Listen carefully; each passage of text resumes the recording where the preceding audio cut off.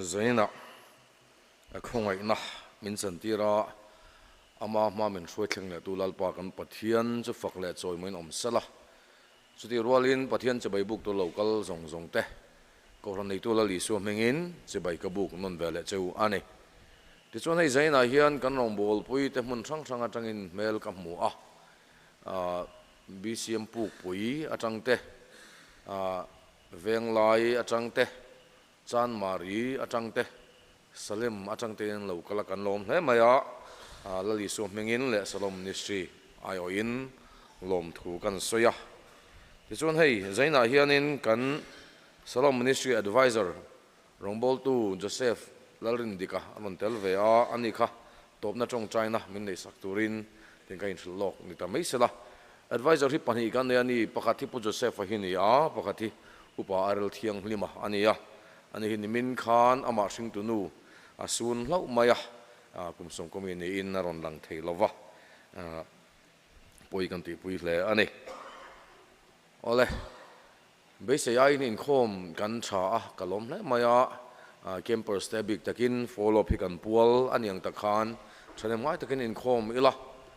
junior chi ke pilam ve thunga ro chu karin ai chun in claim dewa na tu ga chun no in som khong thadeu to ula a chome pathian thu chirangai khang na kan nei anga soi tu pol camping kan nei thei tak lo awangin thil ka zepa zeu zeu don ani bible kan chiar reng reng hian thu cha kan soin hei antinan thutlung tharami kan chiara thutlung huya kan let le a he ta thutlung thara kan let le kan kual mi pui kan kual ti china chutiang chuni lovin kan chiar du a kha in dot dan hianin chiar chho mop mai langin ke mani du dan kha chu kan du dan ani maya mi pui lam hianin eng khange kan chiar masaka enge kan chiar hun kha an thravele tak tak to chung lova chuwang chun he ta genesis rang ain dot chho dana chiar mai khan alo keu tu ta tang khan keu a ol sam thina ni ti kha ria ila a chome timothy ne na tir ko pole ka thon pakhat na bungruk chang sari ne chang riat chang som pheng han kan chiarang e timothy ne na tir ko pole ka thon pakhat na bungruk chang sari achanga chang som zovin khovela hian engma kan lu pui silova engma kan chho pui thei bok hek lo nimasala ei tur le sil tur nein chunga chuan kan lung oyang amaro chu hausak tum te chu khem na te thanga te a thak le ti kholo thei du na tam taka te an lut thin chung du na te chuan chiat na le boral na chuan mi te atipil thin tangka sum ngai na thi sual tin reng bul ani sia chu chu then khat ten an ota rin na chu an kalbo sana an ma ni le an ma ni lungai na tam takin an in sun tlang ta chu ka a phek le lam thon ni na bung ni chang thum atanga changa ka chiaranga som ni na kan lut thale don ani timothy ne na tir ko pole thon pani na bung ni chang thum atangin krista isu sipai thatak angin sheom mitwar puiro sipaya om tura thang tu chu ati lom theinan sipai tu ma indo lain tundam chung khosak na te hian a in tin nok ngai lova tin in ti siak na da po chuan mi in be ma sala dan angina be lo chuan khum tirin a om ngai lova chang som ni na nimasala in ro puya hian bungbel rang ka chakle tangkarua siam chau a om lova thing le belaya siam te po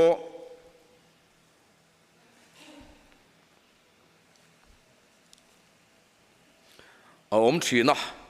then khat ngai hlut tur a oma then khat chu ngai hlut lo tur a om boka chu wangin chung thil laka mi a in thiar film chuan bungbel thiang hlim lalpa man tlak na tho tha tin renga in peisa ngai hlut tur mi aniang pakhat chau ka chiar lenga petrol le kha thon pakhat na bunga chang riat chau hi kan siar ange petrol le ka thon pakhat na bunga chang riat ngai ven ula phim khur ro in khing pui dia bola chu sakai bak nei room thin angin a ei thei tur zungin a phi ruai thin ngai ven ula phim khur ro ti thupui mangin zaina hian pathian thu cha kan ngai thladon ani pathian mal somna dilin pathian ma kunin chongcha yang chungnung ber kan pathian min mangai tu I ko ran ho te chongchai na ingai thla na ti chuan BCM lunglon east ne na ruam han kan siam te lalpanang man min chan saka junior GKP kem atangin wan tlang kem chong ni zet mei lalpa zo thein min siama campers min pe a in pun chuan stak kan don kan chana wangin kan lomai ne na lom thu kan thila che zaina hian lalpa nangma ma kan noin lanin I o hriat kan du e kan ne na I chelo kal tangin a tharin thumin soi sak leang che isu mingin kan di le ole ei thei ngil ka chinga ka thu soi zo hian nula f lal ompui kha azai rong bol nei turin ka som do na chumi zo chuanin kan zawa in kan dinga nga Christian lamu number som sari le pasari na o tuna hian chanchin mak tak chu ti kha pathian fak le choi moinan kan sa anga rongbol tu Joseph Lerin dikan tawna chong China ni sak don ani zai kha ka kau thei ngil pal hlo choi mi no thil don ya chum khat chu zai turin kanin sila kan soloist khan ta mic controller te na khana phone na pe thlapa in lo play don nia tia kan in ko ta silawa in khom bana hana chap chiam maya tiang kha thleng lo tu la ngai te lam lo shet pui ta ula chong me ole bola chuan Timothy ne na chuan ti hian a soya khovela hian engma kan lu pui silawa engma kan chu pui thei bok hek lo ti soi ani engwange kan ti chuan khovel mi kan ni lo wang ani then kha thi chu tunga kan ni kan chiang lo moni o ka de thin khovela hian in so ngai kan tum em rungot mai ni ti chuan khovel mi te tan chuan khel mua lo ma playground no ma in fiam na mua lo ma se mi piang thar kan lo nia ring tu kan ni chia yan ring tu te tan chuan khel mua lo ve lo wa playground ve lo wa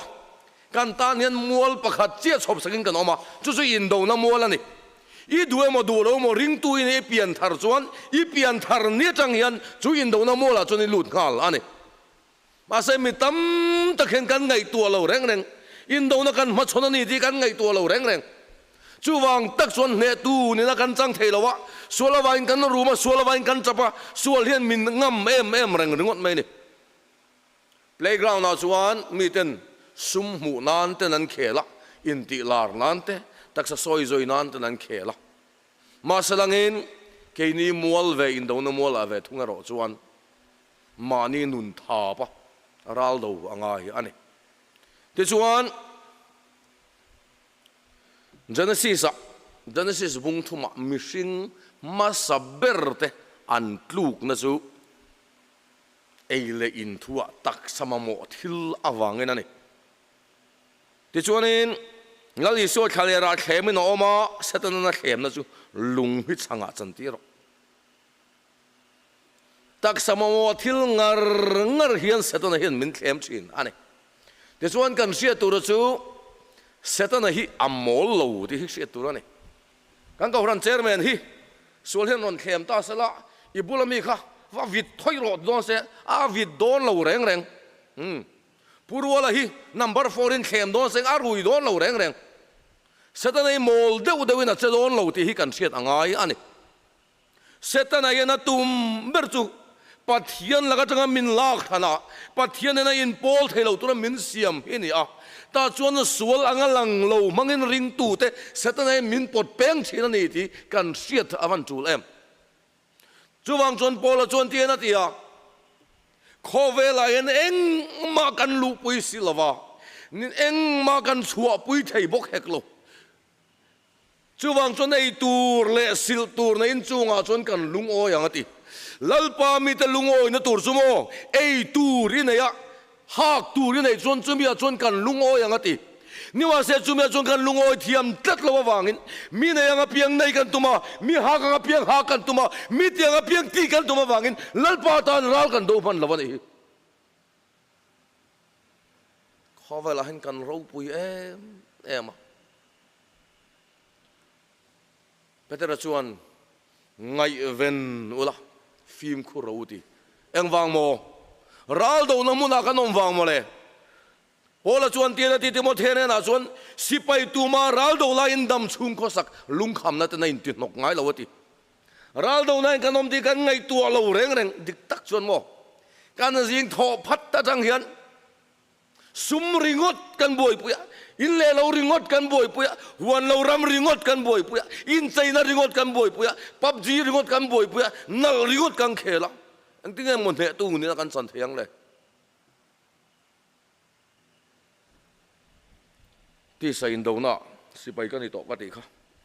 chum khat chu hel hoin kan kem ron bayan tuma kan siat ru ka wangin kar khat ni sari chungi chun zan zomin kan duty ya menon beitak lo wangin ani riat na chuanin kanin tha dul ta zan kamua ti chuan zan lai dar som pakhat le mi som li le panga ni kala tha chiang khop me kamula hi ka har lol maya kamut ma lokhan TV kan ena avai film kan ena hal pu hin hala kan meng kha puak chuk tui ka ria ta chuan kamang moni kala tia mase kan hoi chu kan bang hi tail rang wa kan tiang che kan thiamin ka ring rocket launch then lo kap chu nei in kalu zo hi lo ong huau to maya he ka tia ka silai ka la katlan chuaka ka magazine nan katlan chuaka ta chuan thom no pokain ber phan lo underpen nan katlan chuaka ni achan chu engwang nge ka ti chuan bomaron tlalu duma silai machine na non clear zoya chuwang chuan ngoro thomno ka hai lok ti chini lo kanom namun ka ral thil tu ka chuwang chuan thomno chu manin lo zan khuai in ka in ka pa bom nen silai na ri ken ri dum mai ni khati lai khan kabul mi tan tlu zoi ta chuan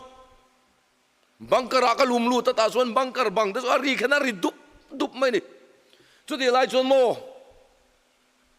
concrete building chong eng zat nge ka sakang ot hi ril do na ngai tu lo reng reng mong khal lam ril do na lut lo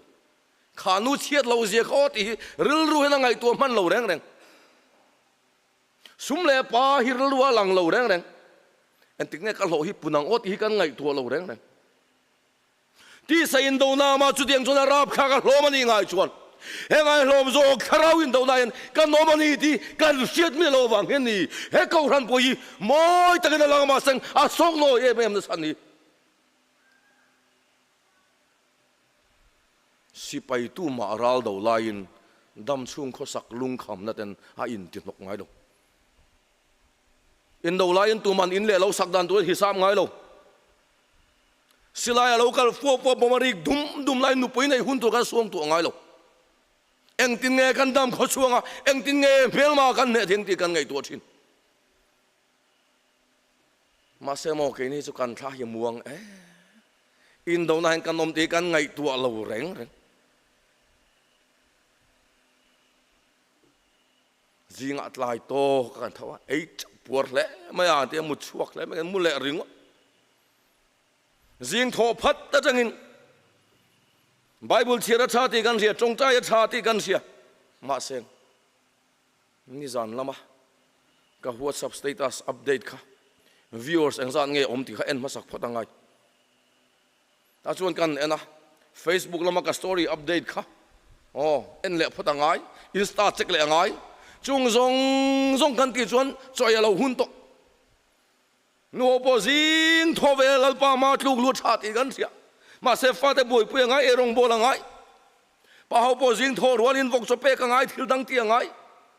chung song song kan ti chuan choi lo huna ta chuan chaw kan ei kham chuan kan ni tin na thona kalangai ni leng in na kan thoka ta chuan tlai lo ne chaw kan ei khama choi dong na ol pa chaw le thil tin reng min pe ka vain kan lo me kan tia azana lo nia ta chuan chong trai tha bible tha chira tha ti kan sia ma salangin phone en le lo ka ngai manipur boy na enangai india le pakistan in na chanchin enangai burma boy na enangai chung song song kan en zo meu chuan muta lo chuak le ol pa chaw le thil tin min pe ka vain kan lo me a zo der heng mi ten heng tik lai man he kharau in do nine ne tu ni na chan von changai lo ani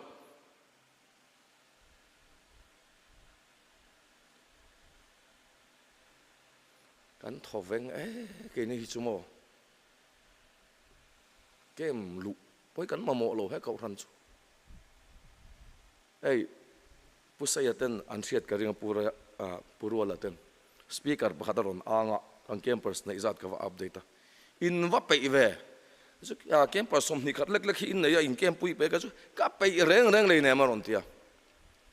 lal i suwa hi muslim housing nga ni lo hindu housing nga ni lo christian te housing nga kan hal hi tla tamang lo ni di kan in siat nga manga ya ni boy pui tur kan nga em chu wang chon chan chin thai kan boy pui man lo wa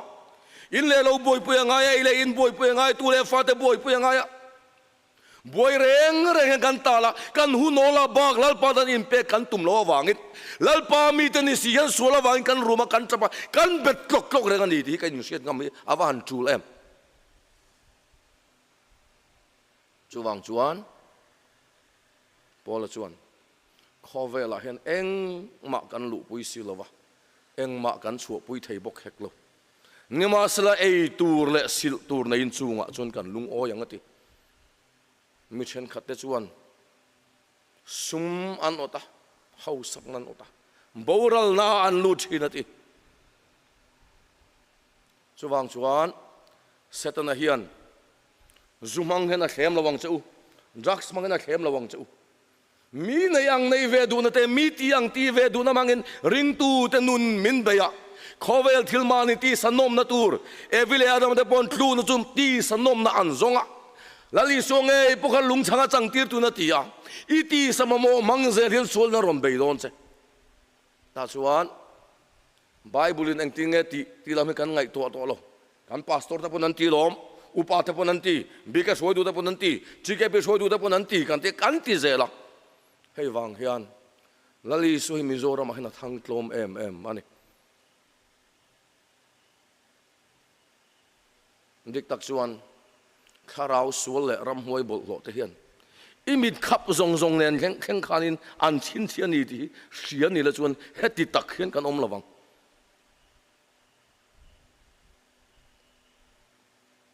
lalpa ta na tlan man lo pathian ta na in pe man lo kan buai pui thin thil hi van rama hini chom don lo chom thei hlong mai la ka tingot mai lalpa ta na in pe full thei lo kan buai pui kai nin le lo zong zong hi van rama hian chom mai lo tu hian ngai lu sakang che van rama chuan ranga chakhi ara in kan rab be don nanga in hi chumo nga tan man ti don lo nang ma nge pon nga tan mai ti don lo heng zong zong awang hen lali so mayen ila in soi fi don ani chu wang chon pola chuan khana kan nu pui thelo tur thila hian in nam boi lo turin min duwa ma seng chumi wang chon engma kan ti lo tur kan ti lo mishing ni ve si chuan fasting prayer nei ranga chu ngai reng thu om bik lawa cho kan mo ve cho ei tur kan nei nan na kan thokang ring tu nia wanga thom no pon nei lawa sarwa khola te thu om bik lawa sil fen po kan mo ve chu wang chon sil fen kan nei then tur dan kan thokang ring tu nia wanga in le lo nei lawa khola ya ria mai thu om bik lawa kan nei then ni chon in le lo de po kan dinang ma salangin khowela yan engma kan lu pui lo wang neng ma kan chua pui do no ba chu reng chungin khowela yan rin na ngat lo tu le rilu pe lo turin bola chun min ti zo khani a chan chu eng tik nia mo chun kan la ho don ani me na tu piang chu mi vek chu seng don sia ti salama the tu chun enget a seng don chiat na seng don lalpa ta na tlan man lo in le lo sum le pai na rigot boy pui ho en seng don chiat nan seng don ani hei pathian thu ni lali suan ka khreng ai lo chu lalpa mingin thu te kan sila ramu te kan no chwa la tiang ma se lali suan ka khreng ai lo chu la ti don chu wang chon mo zen camper suak thar zong zong ta bu hei pathian mingin ka sil du chu lali suan kong ka zima chuan lu tum sam ro kong ka zau chu a kong po zala mutu te po tam takan ya kong ka zima ro chu mutu te tlem ten ni kong ka zawa chuan mo ai phai kal chin chu in senga four lane o ma motorin tlan pel an tlan zut mai ni boi lo reng reng a zui ngwa mai câu ran huang chuang nghe po hian kong ka zau hi zu om sa ta mo le an kal ngwa mai kal chak dau du phei chun hon pek tuar angai ma se mo kong ka zim ve thung ro chu mo a kong a zim em a mutu te po tlem te an ni chu wang chun mo mutu ten tlem ma wangin a kal pon tlem em a kan ma kal ten nia kan mu man lo chang voi tam ta ka ma wangin ar suai na dil bang lo lal pa man chong chai lo the ni lo chung kong ka zim chu zim me ka du zong in zong chak zong ti a leng lo chong ni lo win ke ma poi ka leng lo ni tin mani in phat chunga kalangai ni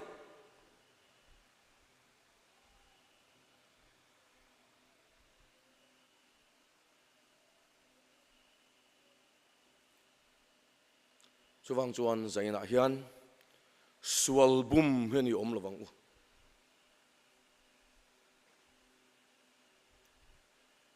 kan thil ti a chia tha engkim hi lalpa ma a kan ladin pui don ani chuwang chuan setana hian thil dik ve deuh chul ve deuh poimo ve deuh tha ve deuh manga pathian nena kan in pol na nun hi ti chiat atum thin ma se ring tu te nuna poimo ber chu pathian nena kan len tu na le lalpa ta na kan tlan na le ke kan pe na ini ti avoina kan camper zong ten in siata chu mol chu in da poimo hi ka du ne te chuan in chung khora hian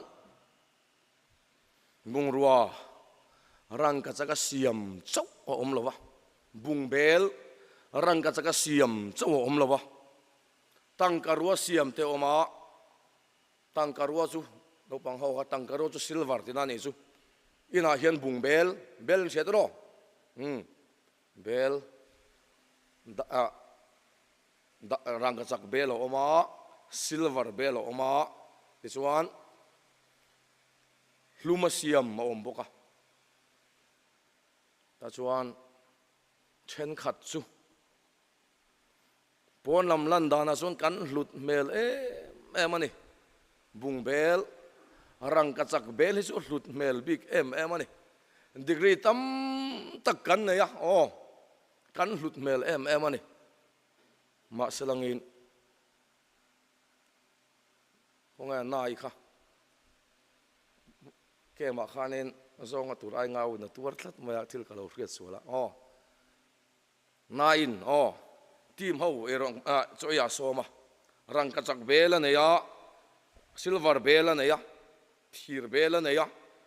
ta chuan bel lei bela siam ngene hluma siam kha om boka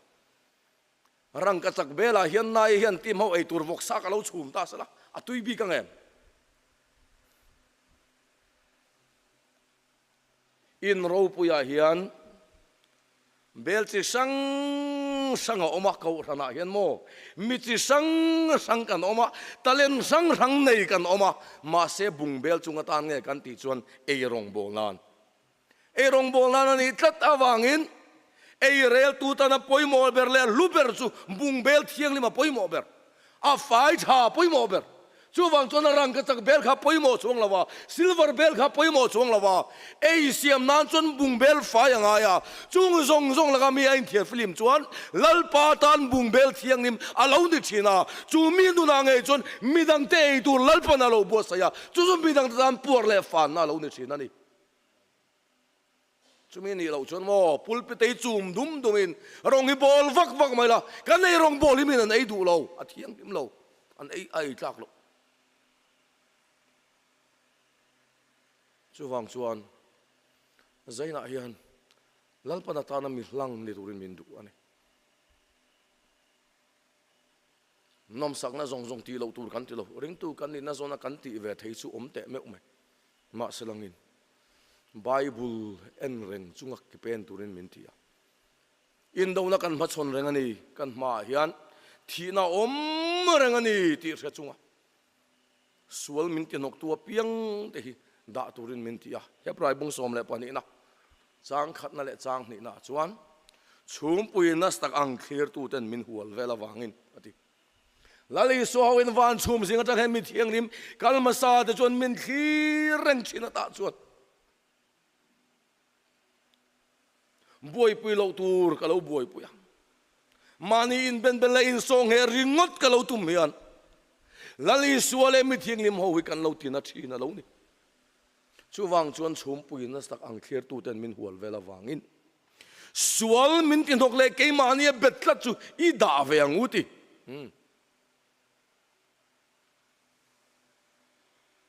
hay chu sual le nem apoi le nem kan ti ma seng mo in chia thiam dan turin ten kan soyang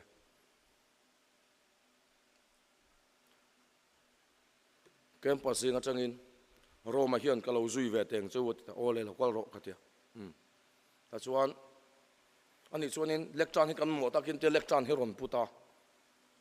ta chuan chu pola du tok lo a khuang te kan mo takin te khuang kha ron keng le boka chu posala du to lo gitar te kan mo takin te gitar kha ron keng le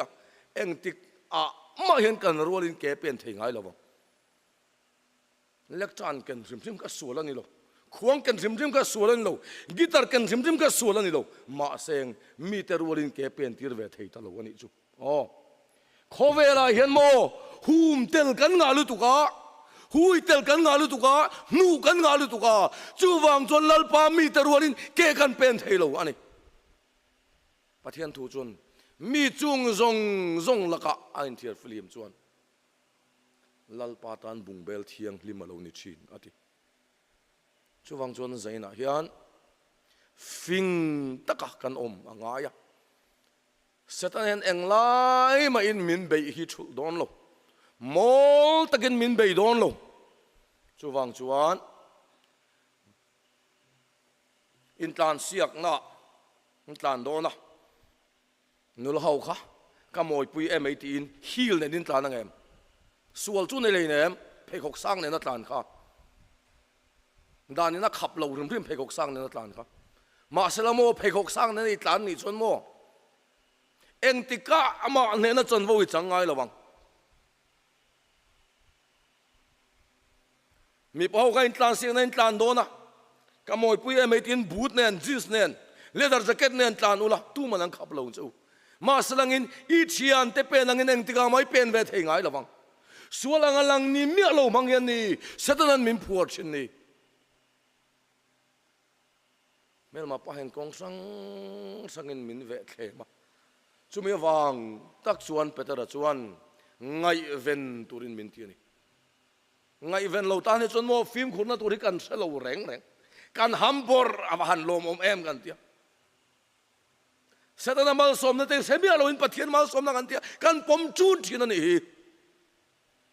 pathian ne ring tu dei nuam sa ka om turin min ti reng lem nei nem Pentecost nia kharau thiang lima lo thlenga pathian thu pek chu khovel zong akala thil siam zong ne na chan chin tha hril turin ani ma salangin nuam hin ti me kal dar reng an tum lo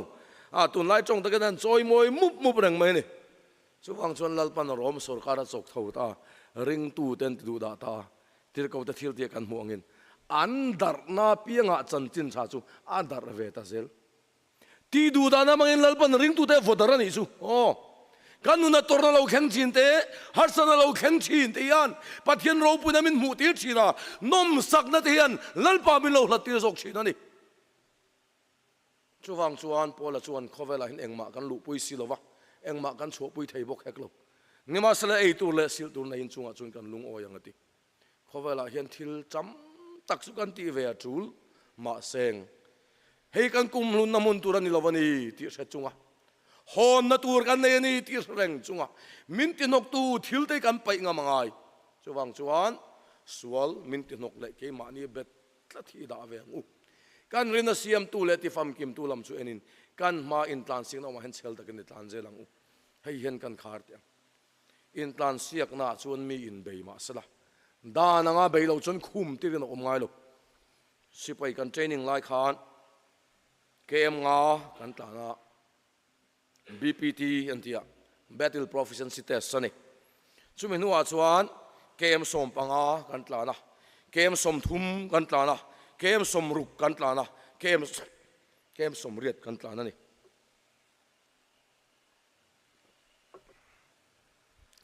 kem som riat tlan chumo a ha thla kan me lo anin omani arai e be mani kan tlan ngat me ni ta chuan item som ni le pali ke nangai rifle ke nangaya ta chuan tiffin ke nangaya water bottle ke nangaya shiote engani khola engani shiote khola te lazai te item som ni le pali kha ken nge angaya kan tlan na tur ko nga thui sia chuwang chuan hi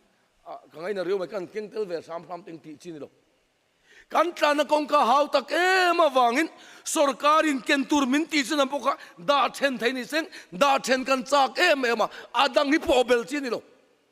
hei in tlan sian na kong hau tak zei khrachiang ni la voina ka boi pui sin tam tak ka boi pui hau lawang ta chuan kem somrit kan tlan ta ama tlan thei ngai hlei lo kha kan mai na tlan nul ma so phung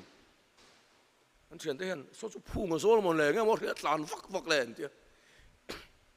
kan chỉ là kan phát thầy bốc xí đâu mà chuan anh tin tin mà kan tlan na atop kan khen ta mà selangin atop kan han khen chu rexaclian pui kan akata chuan a sunga items kan a kha anh share dan kan ma tlan chak em kha an en chiang nak chuan baketa hian thoksiren lo no puara a ruak hen lo tlan mai chu nei in loman la kan he kenan lap tak mai chu khongai thak tak ani voinia hian mo dan lawanga tlan te wana khin ti mol phon la ni don ani chu wang chuan bible hi in te nan lo mangla pastor te ti lo lo boy su upa te ti lo lo boy su bible nang tinga ti sungin bible in pai khatura ti sei pai khangam la vuan tura vu ati te vuan ngam la ta chuan he le ei chun romin chap thin mai la lei hi chumo lem chan thiam te khovel ani khovel ai chun lem chan thiam tan loman hlo thin van ramero zo mi tak te khovel ani awangin wana khen lal pa mi tak ten lom kan hlo ve to don ani chu wang chuan zaina hian khovel hen romin chap thin mai ama la li suang ei wa vai na ramani awangin chap chungin cross kong izo thin mai la wana khen lalpan kan tan mun min bo sei sakani chuwang chono voinan ti chungin in fui so la miten lo ruya miten moi lo takin khovel thil ham bor chungin in tharung ne lo in ko ran lo tel pon ni thei ma sen nang ero chu chung thila chun tel ve na nei ngai su la lalpa en reng chungin chel takin lo tla nang che khovela hen eng ma kan lu pui silowa eng ma kan chu pui thei bok hek lo chuwang chona zaina hian khan pialam ramai ken thei lo tur thila hian in ham nok lo la lali suan minda na mol hi clear chungin he in do na khovel he tharau in do na mona hian iral thuam tak su keng chungin lalpa tan ke lo pen la khovela mai la khovel mitangin kanin do ve silova keini in ral thuam na te chu khovel mi ni silova kul pui nget tak te thia tura pathian zara thil ti thei tak chu ni zo nial na le thu sang tin reng krista thian na dal tura sang taka siam te chu thiatin thuoi na boya sala kan hruya nei eng ral thuam mo tlom na ni he khowalen tlom zel chungin ral zel chungin van ram chu kan khengang chu dei huna chuan lom man hilal pan min bo sei sak don ni chu wang chuan mi dei chu an lo in sek ar bom an thei lo lian tul tul ro se poi lo ke ne ro chu lalpa wang ni ral zel la kan ral zel na huna hian kan pon lam mi sin chu lo ong rop tel tel masla kan chung lam mi sin chu nitin siam tu an point siam tho do ma zo ani kan fam kim na nun nein lalpan khi muna ken na lom don ani chu wang chuan ngai ven ula fim khur u tia petaraten an soyang hian in do na muna kan omani ti rachungin sipai tu ma ral do lain dam chung khosak lung kham na ten a in ti nok ngai lo ti reng chungin sipai po ni la ral po do mai la cho kan ei ve thawangai thil tam ta kan mo ve tho ti lo tu ka ti lo ma seng ral do na kan omani ti reng chungin sual min te nok a piang hi lali suan mission te nena kan pum khat theina turatan engkim akal san ang khan iswa awangin zaina hen engkim ikal san ang u athu kan puan chote lalpan kan zatan mal min som sakro se ole zai rong bolna nei turin nulama omi kan so manga chume zo chon ding chungin Christian labu number som sarle pastor kan sadon le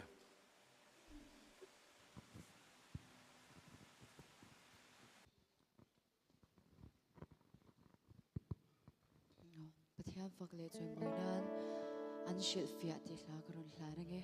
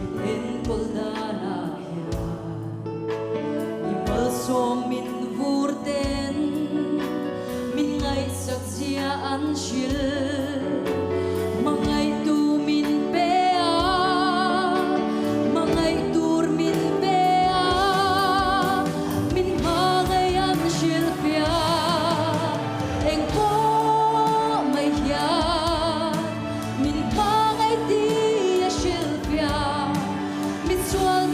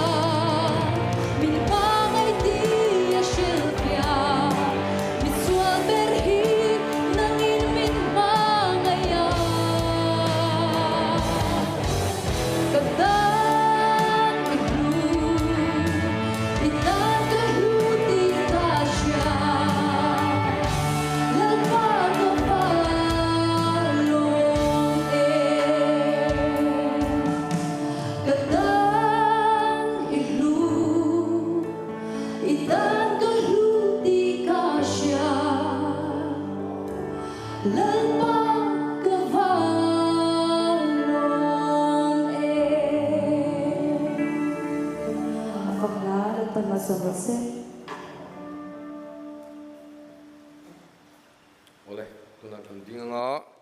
athian fakle choi moinan Christian labu number som sari le pasari na kan sang lam the pi kan lama kut beng the kan beng lim takin lalpain fakte yang dinga ole